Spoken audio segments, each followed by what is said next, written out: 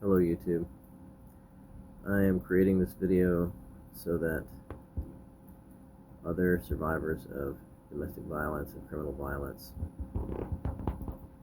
can have a starting point for what to do if the authorities will not help them. It took me years to figure out some of these things, and there are guidebooks out there that explain some of the same things if you're even aware of those books. They exist. People have written books about what to do. Some possible ideas for safety and security and housing. If you go to law enforcement and social services and legal aid offices and you find that they won't help you with expenses and you're being swatted, you're experiencing DARVO, deny attack reverse victim offender, and the people who hurt you or threatened you and your family are still a threat to you, you're not safe where you are, what you need to do is, if at all possible, if you can afford it, leave that place. I know how hard that is to accept, but when it's one individual against groups of other individuals in particular, it can be especially dangerous for you and your family to stay there. Imagine being a single parent and you've got a group of people who are threatening to hurt you because you've come forward against them for something that they did to you or someone that you love. That's happening to people in the U.S.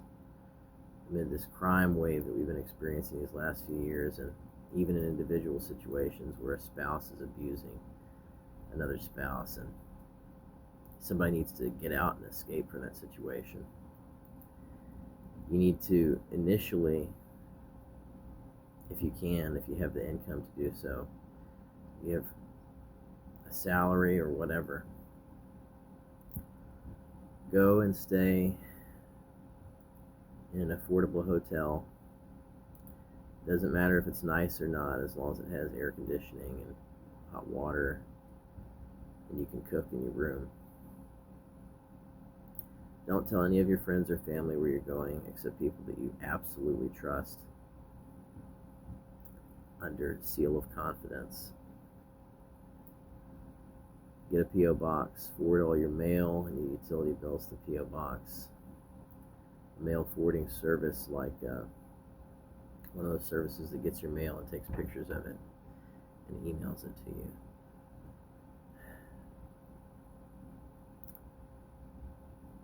They scan them, the letters. These services do. Post scan mail is good. There's a number of different services for $10 to $15 a month that will receive your mail for you. Make that your permanent address. Do not get a lease. Do not get a home phone. Do not get home utility bills for water, electricity, or cable, or anything like that wherever you go. Do not get any utilities or services wherever you move. You can start out by renting a motel or hotel room and then proceed from there to owning a tiny home. And it's a huge advantage to have a home that is mobile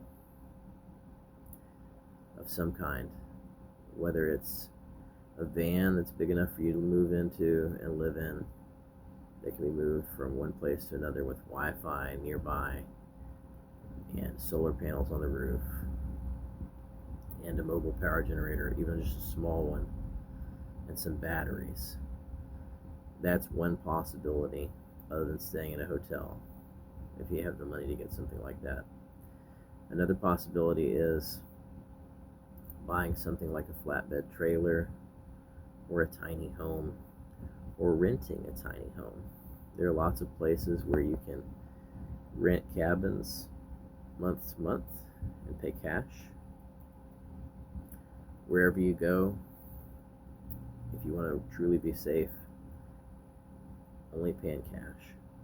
Do not use your credit card, because if you're experiencing swatting and retaliatory reporting and you want to be safe from harassment, people can use your credit card activity to locate you. It's not paranoia.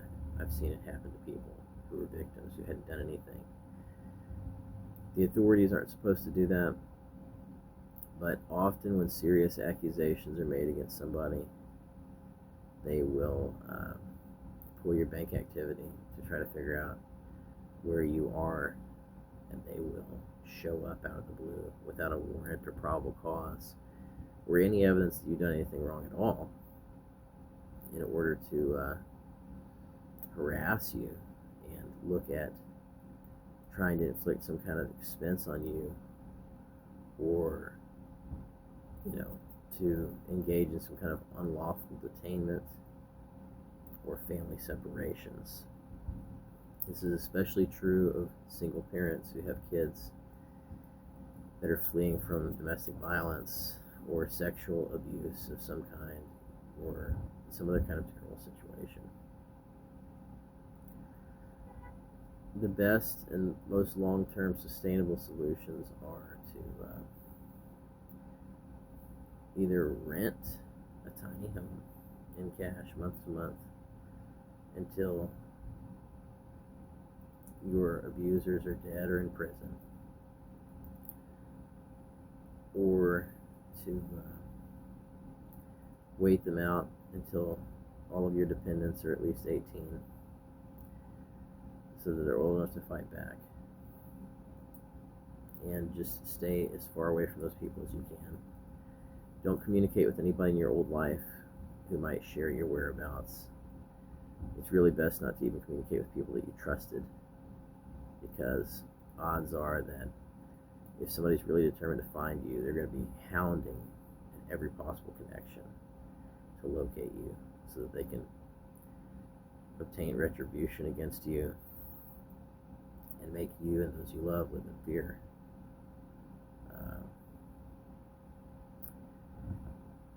Changing your name is good, but if you are dealing with law enforcement or social services being used as a weapon against you, that won't do any good, because any official name change will enter into the DPS database.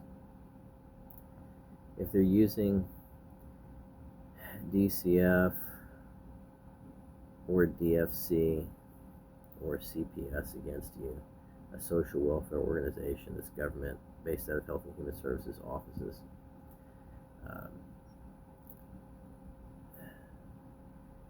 after a long period of time of being unable to locate you, they will contact law enforcement, put a note in the DPS database saying that they can't find you and that they want to locate you.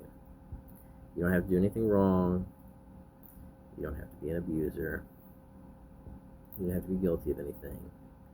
Simply having enough people say bad things about you, or accuse you of something, or use Darvo against you, is enough to get them to basically list you as a problem in the DPS system with law enforcement, so that when you get pulled over or you have contact with law enforcement and they run your driver's license and they can't find out where you're living because your address on your driver's license does not reflect where you live,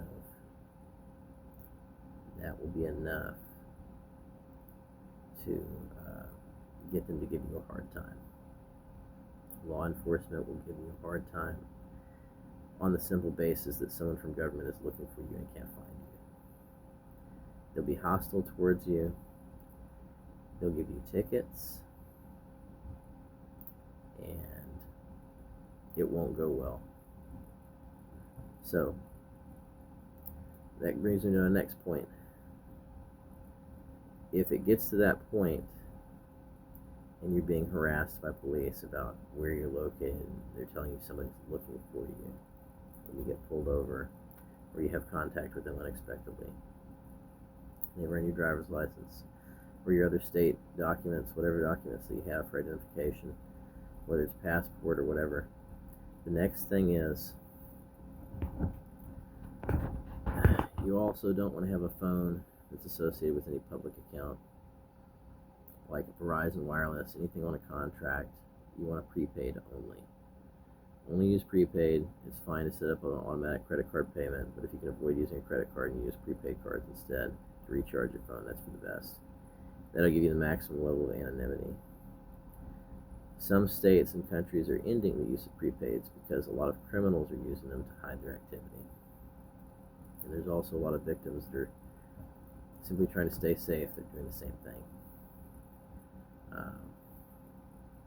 You don't want to drive anything or transport anything that has a license plate that's directly associated with your name on it, because the police, if they pull you over, or if you're just driving down the road, they'll run your license plate while you're driving,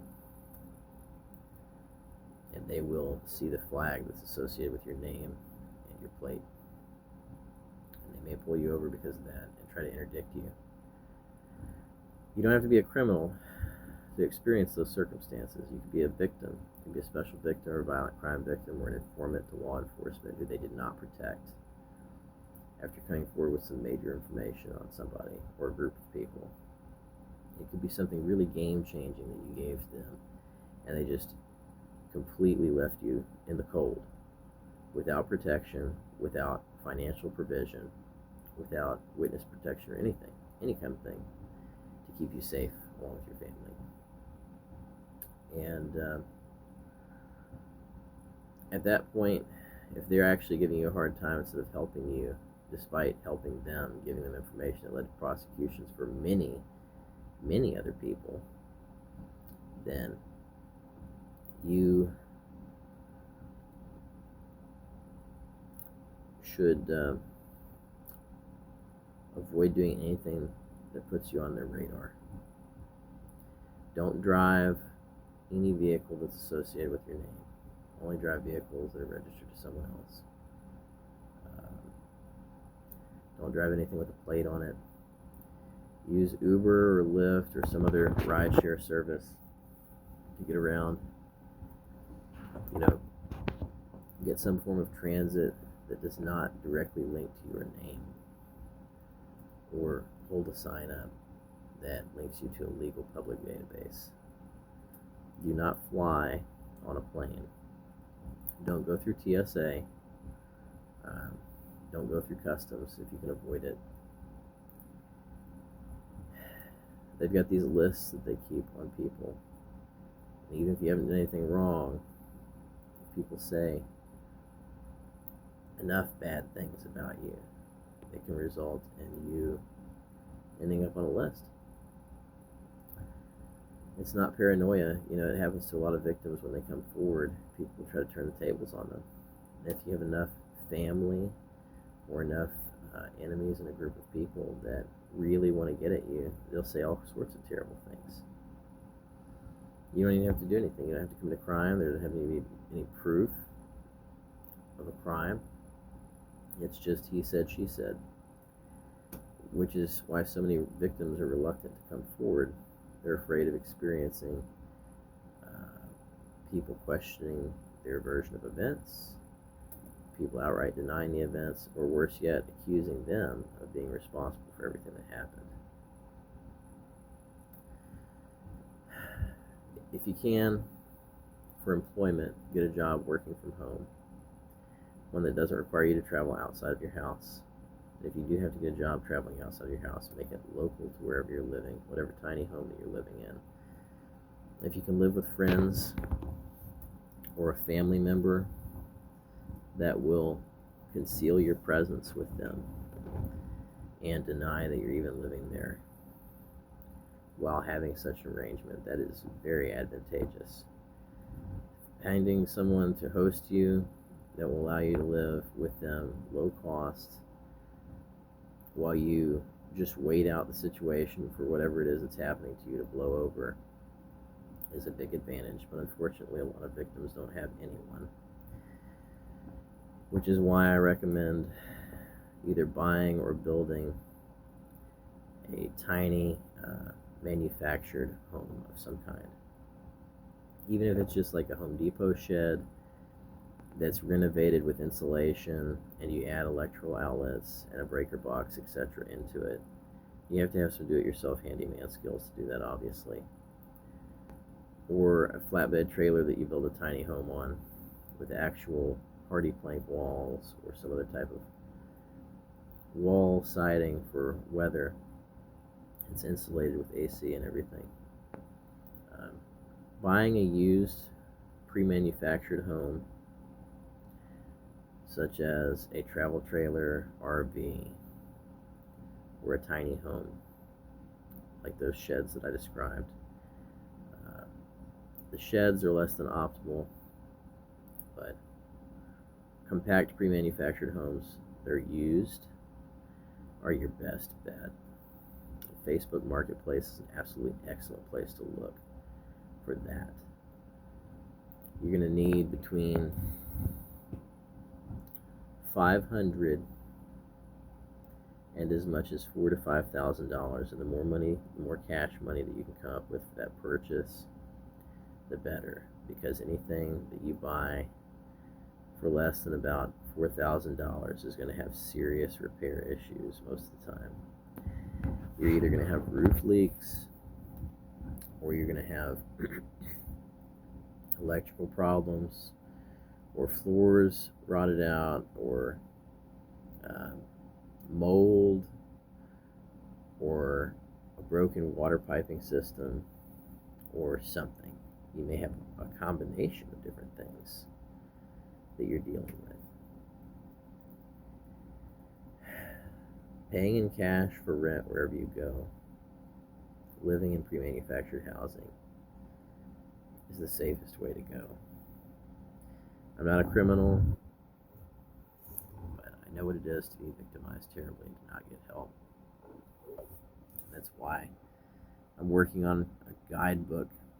I'm working on a book series that explains how to stay safe, while simultaneously telling the story of some of the things that happened to me and to people that I loved. I couldn't get help. I mean, like many years on into that situation that I was in, I couldn't get help. Nobody gave a shit. And I realized that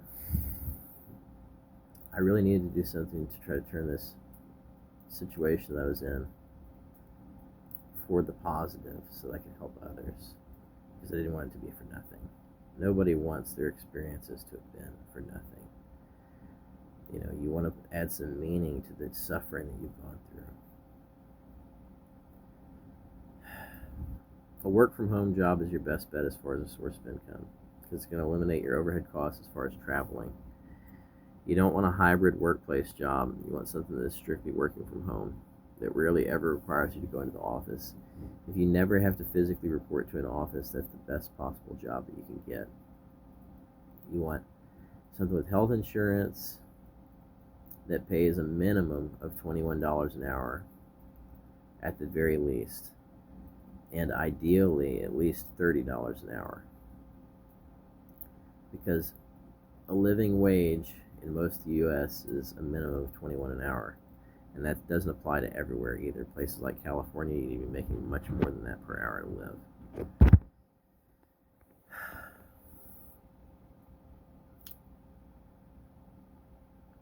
The smaller that you can live and the less stuff that you can live with, the more mobility you're going to have.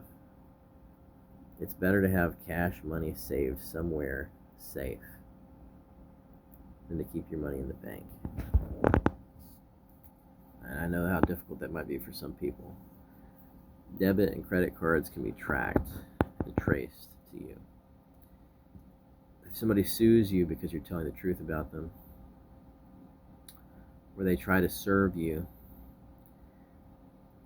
all they have to do is pay somebody a fee, an Intellius type service, one of these intelligence database companies, and they can find out where you are if they're willing to pay enough money to get access to the information, to have you sued, and to have those papers served to you. I remember 5 years ago, I had been staying in a hotel for 3 months. It was the second hotel that I was in, and I got served with foreclosure paperwork for a house that I had just recently moved out of that had been burglarized. And I couldn't get home repair assistance, and I was experiencing reprisals. These people wanted to get revenge because I contacted law enforcement for help, and I didn't get it. They would go and talk to the people, but because they couldn't catch them red hand doing anything, we didn't get any assistance. So I ended up moving away, and even after I was hundreds of miles away, I was experiencing swatting calls. I had 4 more visits from the authorities over the next year after I had moved out of that house because I informed on those people. And that wasn't all. There was another situation I was affected by. I was a domestic violence victim, and I was a sexual assault victim. And I was denied legal aid. Somebody I loved was denied legal aid. Another person that I loved died because they were a victim. There was no help available to them. People took advantage of that person who died in a medical capacity and exploited them sexually in exchange for drugs. And that person was a rape victim. And I did not know that that stuff was going on until after they died. And it ended up being a major disaster for me and for those that I loved. And it's very expensive to travel for safety. It is very, very expensive to stay in hotels or motels for safety. Monthly places are better, but the monthly places tend to attract bad people because they're usually people who have made bad decisions. Not always, but a lot of the time. They're unstable, they have addiction issues, and you're going to run into a lot of prostitution at hotels and motels. It's not a good deal. Don't ever go outside if you choose motels and hotels as your emergency housing option. Actually, it's better to, if you have a vehicle, it's better to get magnetic window blinders for your car windows and a reflective sun visor for the front and back windows to obstruct the view of people who are walking around outside your car. Just pick a parking lot. If the weather is not too hot or too cold, especially in the summer though, the heat is a real problem, and boondock, and just move your car every day, to a different space or to a different business, somewhere where you're pretty sure that people will leave you alone. And if they bother you, you put that business on a blacklist and don't park there anymore. I realize this video is kind of all over the place, but I share my experiences and I share my insights as they come to me. I should probably have some kind of a choreographed statement for these, but I mean well, I'm trying to help people. As far as bathing, there's 3 options that you have if you're living in your car. You can get a gym membership for $10 a month or $20 a month, and you can bathe there every day or every 2 to 3 days, whatever is comfortable for you. And you should put whatever stuff that you managed to escape from the situation that you were in storage. Get yourself a storage somewhere close to wherever you're staying in your tiny home or your car, and use that as your overflow, so that you don't have to keep your tiny home or your car crammed out with stuff. Other than using the gyms for showers, there are sometimes public showers. Certain public parks and campgrounds have showers at them that you can use.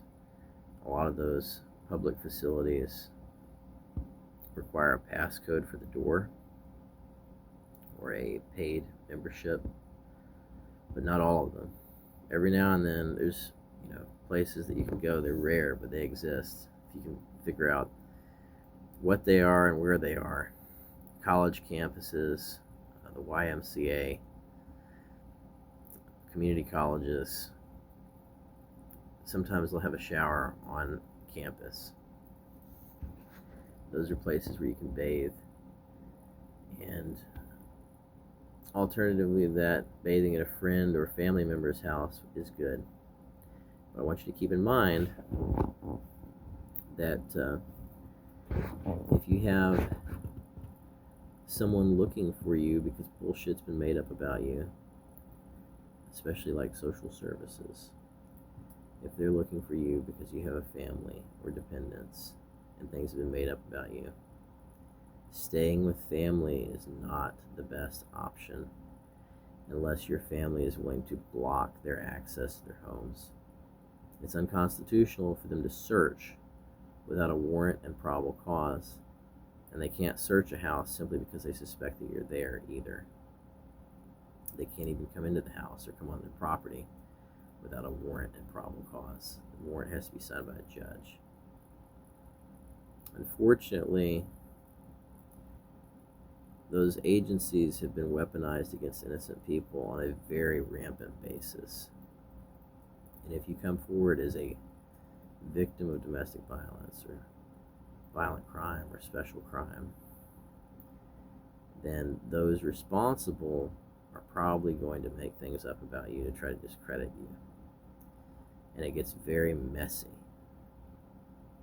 That's why the other thing that I do is I'm constantly writing to advocate for changes to the laws so that they understand that the system is being used in those capacities against people, and they get protections in place to prevent that from happening and to assist those that it's happening to. And we're not there yet, but I'm working on it. I'm working on getting those protections in place and trying to get universal basic provision in place for people who are in those circumstances. Housing, food, healthcare, medical treatment, medication, therapy, clothing, utility assistance, housing assistances. Needing to be a permanent thing, actually giving people housing instead of just housing them in shelters. That's what they need to do. They actually need to give people the things that they need so that they can live and survive after escaping those circumstances. But I've covered housing, I've covered showers, I've covered communications a little bit. Don't use email addresses that are associated with any accounts that you used in the past. Create a new email address that none of your friends or family have. And for anything that you're wanting to get addressed,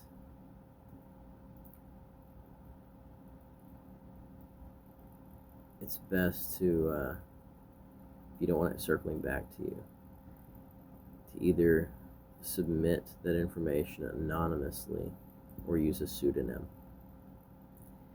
It's not strictly legal to use a pseudonym,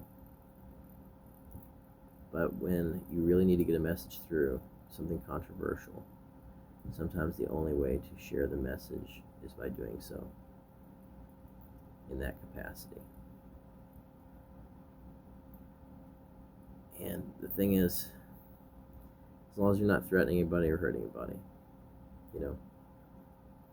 then you should be okay. But don't make up false things about people. Don't use that as a means of retaliation or abuse to get back at people. Use it for essential communication. And that can be a form of anonymity for you, so that you're not putting your name out there anytime something happens. And then the people, if you end up being in a situation with other people not associated with the original situation, those other people aren't going to be able to drop your name because, they find out about your circumstances or something. and use those circumstances as a point of leverage over you. Don't tell people as you travel what has happened to you, because they're only going to use it as a point of contention against you. They'll judge you. People will try to extort you for money and threaten to share with other local authorities what's happened to you. Paint you as a bad guy in those circumstances if you inform on them and they've committed a crime like stealing money from you or something like that. When I speak on that, I speak on that from experience. It's happened to me. There's a lot more to share, but those are just some beginning tips on how you can stay safe.